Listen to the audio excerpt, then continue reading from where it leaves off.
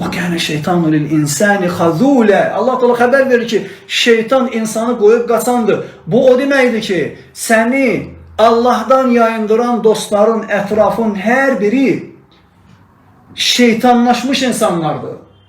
Şeytana xidmət edən, şeytanın istəklərini yerinə getirib, rəhmənin istədiklərindən özlərini və səni yayındıranlardır.